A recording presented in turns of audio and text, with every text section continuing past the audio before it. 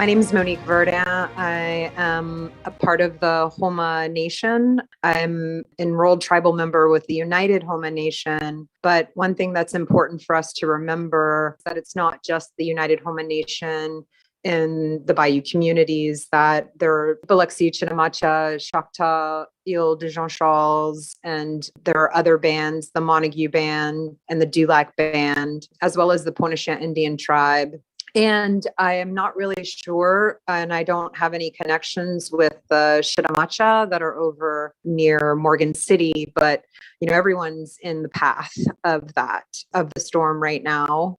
And of course, the Yakni-Shido, which is the territory that the Homa have been pushed to between the Atchafalaya and the Mississippi rivers.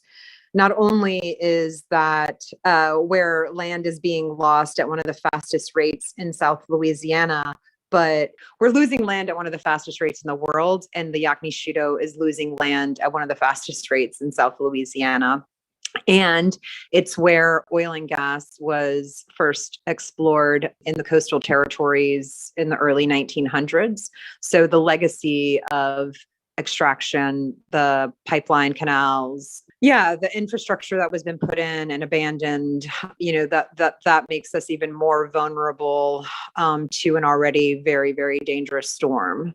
And of course, in Grand Bois, there's a community that is right next door to where there are these toxic waste facilities where they're taking oil and gas waste and putting it there. And it's a flood zone. So, if the storm pushes a surge up the Homa Navigation Canal, we could have a very toxic situation on our hands there. But just to remember that we're also in the heart of all of this infrastructure and the Cancer Alley facilities just being vulnerable to whatever the storm might bring. Hurricane Ida is just now about to make landfall on the south and all those bayou communities that Monique just talked about. My name is Ann Whitehat, Sichanga Lakota. I've been living in New Orleans for 11 years now with my 3 kids. We made a quick decision to leave. I can't even remember what the day is today, a couple of days ago, I guess. So we made the decision very, very quickly to leave. Within 3.5 hours, we were on the road. And that was the best decision that we made. And I'm going to tell you right now that the Mayor Cantrell has done a huge disservice to folks in Louisiana and New Orleans right now by not declaring a mandatory evacuation.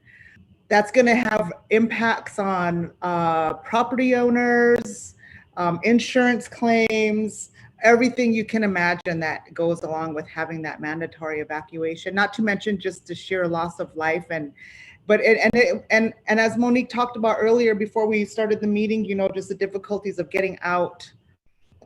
We drove all night to get to Houston, like all night. It took us almost 12 hours. Once you left New Orleans, there was no gas past Lafayette, which is about 2.5 hours west of New Orleans. We didn't find gas until about 60 more miles west of Lafayette. So we were looking at about a good 3.5 hours out of New Orleans trying to evacuate till we were able to find a gas station that had fuel. So the conditions are very real, very dangerous. Folks are losing power as we speak.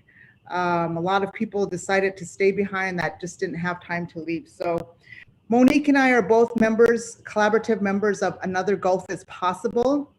We're a collaborative of organizers, artists from all along the Gulf Coast, from Texas to Florida. So we represent different communities and different kind of organizing from just recovery to food systems and border justice, language justice, indigenous food systems, etc. And so we're coordinating. We've been doing some work around our just recovery efforts. And I think Monique can help explain a little bit about this, but we're about to deploy our just recovery vehicle just to help with the aftermath here. But we're at Another Gulf is Possible, and we did start an Act Blue, sort of a fundraising effort there. Please visit anothergulf.com/Ida to learn more about our frontline resource mobilization. We we've been trying to put together these just recovery kits, which includes a big Berkey water filter and a small solar panel and battery backup. And we really just, we've given out some to folks, and then all of the core members have a kit. But just knowing that, when for folks to have those very simple things, very simple tools like a water filter and a solar pack, that can be a lifesaver, literally, for folks. So we were just getting ready to put in a big order to try to get that, to get some of the kits up for some of our folks up in Jackson, Mississippi as well, especially because there is another storm that is brewing out in the Atlantic right now, which has got me feeling a little uneasy in the moment. Why is such an effort important? Is mutual aid, just recovery important? Why can't you just depend on the state or the feds? Is maybe that guy. I wanted to see you all to speak to some of that. Well, having been a Hurricane Katrina survivor, and today is that 16-year anniversary of when that storm came in.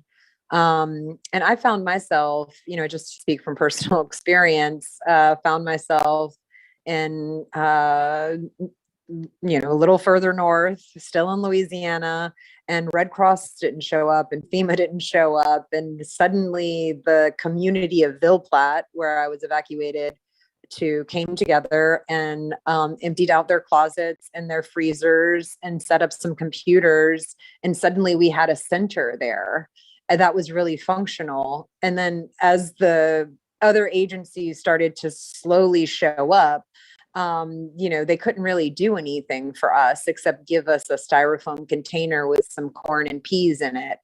And so, having people who are on the ground, who know what's going on, who are connected with community and can really help them with their needs instead of having some sort of bureaucratic,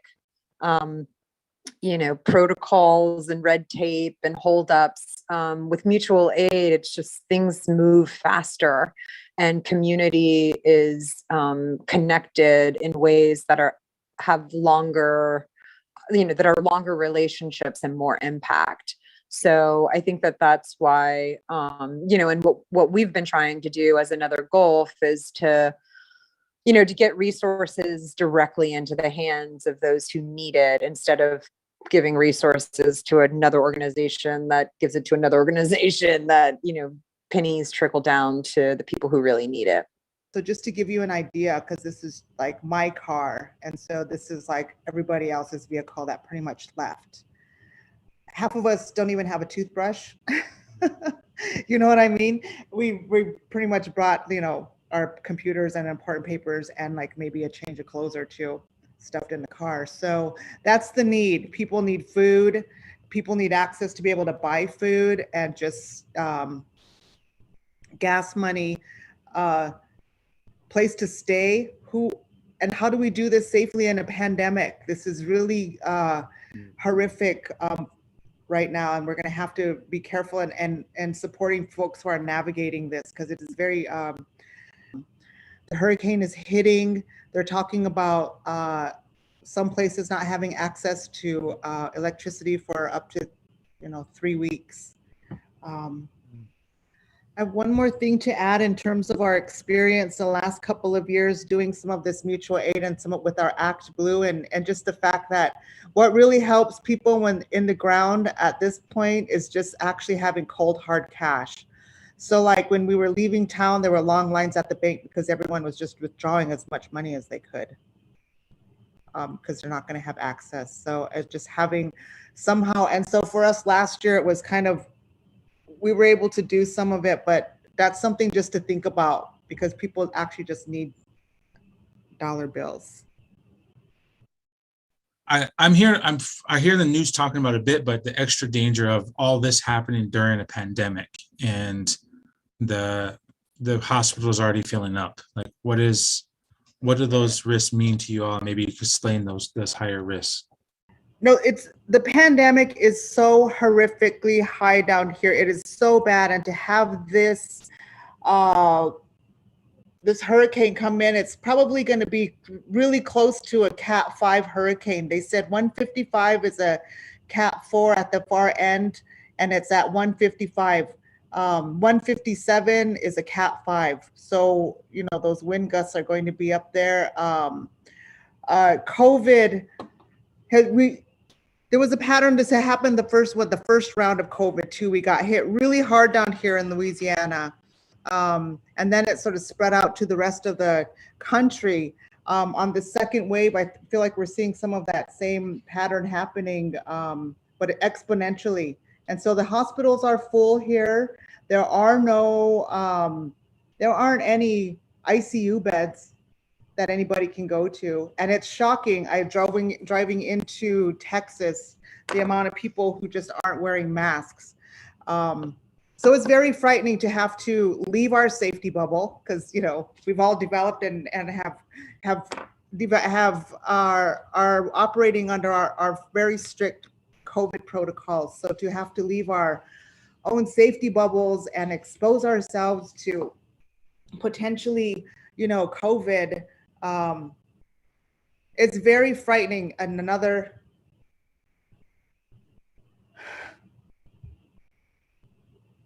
Monique, you mentioned there's like a scattering of evacuation.